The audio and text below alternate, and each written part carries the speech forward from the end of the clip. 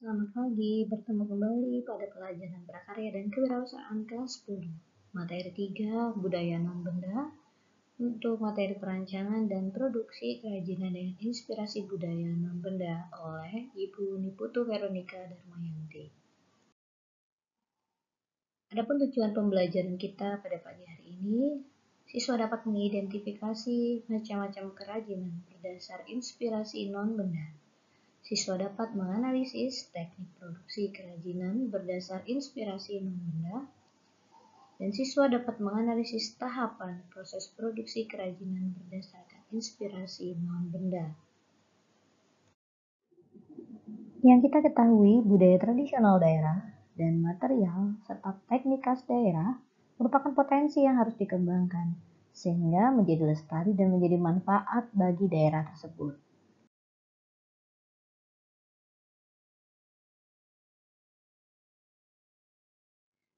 Setiap daerah di Indonesia memiliki budaya yang berbeda-beda, di mana jika pengembangan dari setiap budaya tradisional tersebut akan menjadi kekayaan bersama dan yang luar biasa, yang akan memberikan warna bagi kemajuan bangsa Indonesia di masa depan.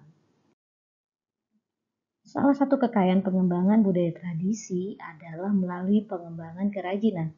Seperti kita ketahui, di Indonesia memiliki banyak sekali kerajinan dari tradisi atau budaya setempat. Seperti halnya penjualan souvenir di beberapa tempat pariwisata yang mungkin kalian sudah ketahui.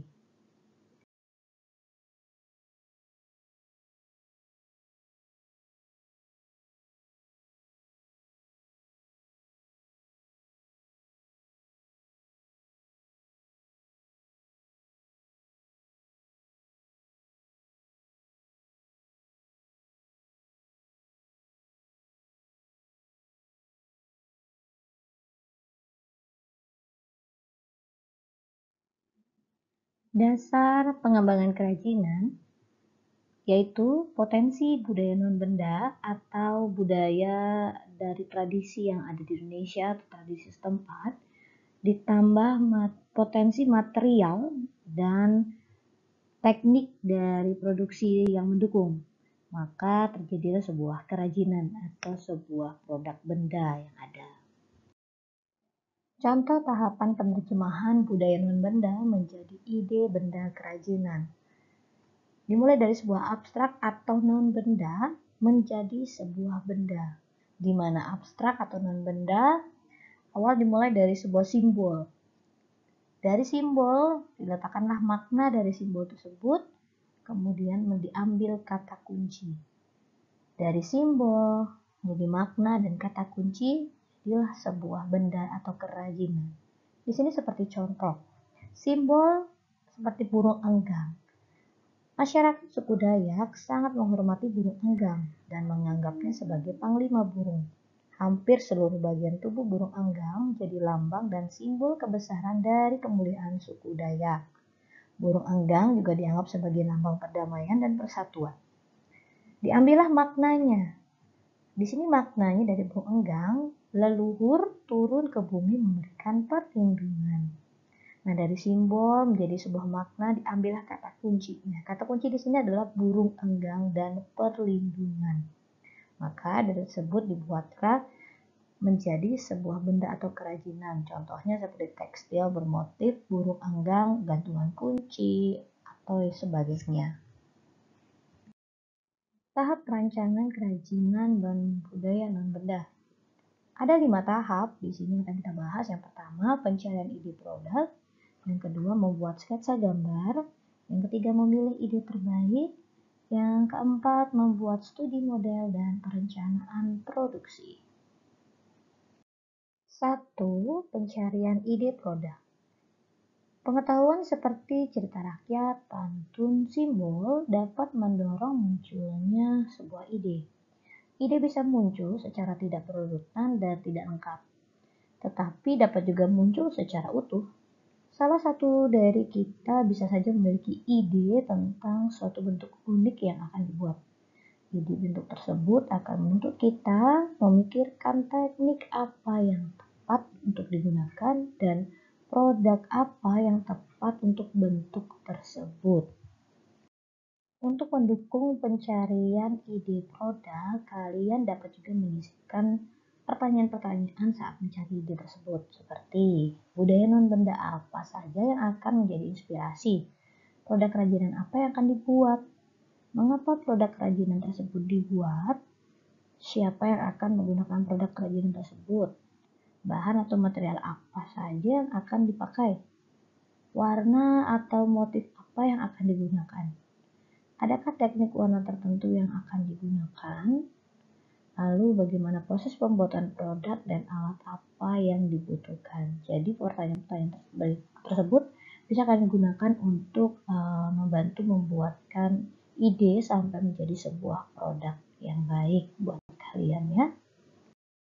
Kedua, membuat sketsa gambar. Jadi setelah kalian tadi memikirkan ide dari sebuah produk yang kalian buat, gambarlah dalam bentuk sketsa. Ya, jadi ini harus tepat sasaran. Jadi apakah sesuai dengan budaya setempat dari gambaran kalian. Jadi harus dibuatkan dalam bentuk sketsa. Seperti contoh, sketsa ini adalah ide dari burung enggang menjadi sebuah selendang pelindung. Jadi diberikan gambaran dari sketsa tersebut. Boleh dituliskan lebih detail ya.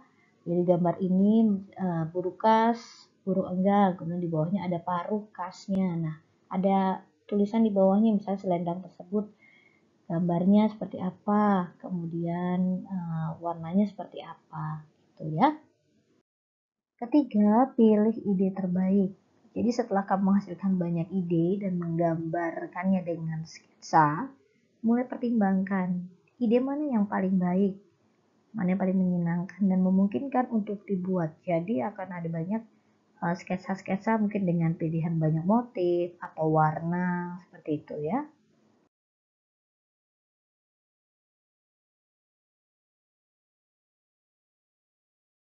4. Prototipe atau membuat studi model. Sketsa ide yang dibuat pada tahap-tahap sebelumnya adalah format 2 dimensi. Artinya hanya digambarkan pada bidang datar atau sebuah buku gambar.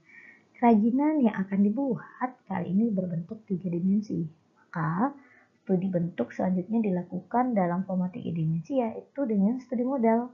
Studi model dapat dilakukan dengan material yang sebenarnya maupun bukan material sebenarnya. Jadi di sini kalian dituntut lebih berkreativitas ya. Dan yang terakhir, kelima, perencanaan produksi. Tahap selanjutnya adalah membuat perencanaan untuk proses produksi atau proses pembuatan kerajinan tersebut. Prosedur dan langkah-langkah kerja dituliskan secara jelas dan detail agar pelaksanaan produksi dapat dilakukan dengan mudah dan berencana. Jadi ini selain pada saat kalian membuat studi model, ini perencanaan produksi juga harus dipikirkan, harus dibuat secara matang agar nanti bisa menghasilkan produk yang berkualitas. Pada tahap produksi kerajinan, yaitu proses produksi kerajinan harus berdasarkan daya dukung daerah setempat, yaitu apakah meliputi bahan bakunya, teknik produksinya, dan sumber daya manusia. Jadi apakah ketiga hal tersebut mendukung dari produksi kerajinan tersebut. Persiapan produksi awal dapat berupa pembuatan gambar kerja atau sketsa tadi ya, atau gambar pola, dan tahap selanjutnya adalah pengerjaannya.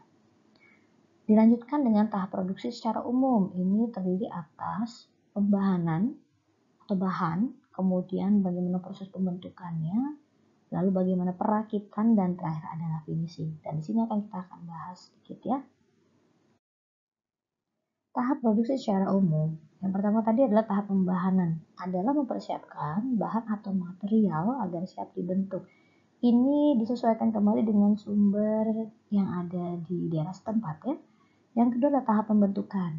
Pembentukan bahan baku itu bergantung pada jenis material, bentuk dasar material, dan bentuk produk yang akan dibuat. Jadi harus ditentukan dulu kira-kira material digunakan apa, berkualitas, seperti itu. Bentuk dasar materialnya bentuknya seperti apa. Lalu tahap perakitan. Proses perakitan biasanya untuk membuat sambungan bahannya. Dan terakhir setelah membentuk dan merakit, baru kita masuk ke tahap finishing. Dilakukan sebagai tahap terakhir sebelum produk tersebut dimasukkan ke dalam kemasan.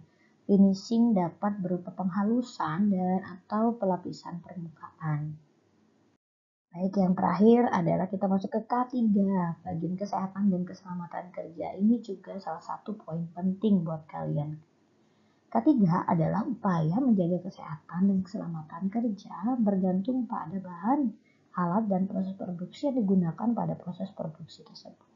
Contohnya, pada proses pembahanan dan pembentukan material seringkali menghasilkan sisa potongan atau debu yang dapat melukai bagian tubuh pekerjanya. Maka dibutuhkan alat keselamatan kerja berupa kacamata yang untuk melindungi dan masker anti debu. Selain alat keselamatan kerja, hal yang tak kalah penting adalah sikap kerja yang rapi, hati-hati, teliti, dan penuh konsentrasi, di mana sikap tersebut akan mendukung kesehatan dan keselamatan para pekerjanya. Baik, sekian dulu materi 3 untuk prakarya dan kewirausahaan budaya non-benda. Kita bertemu pada pertemuan selanjutnya. Terima kasih, salam sejahtera.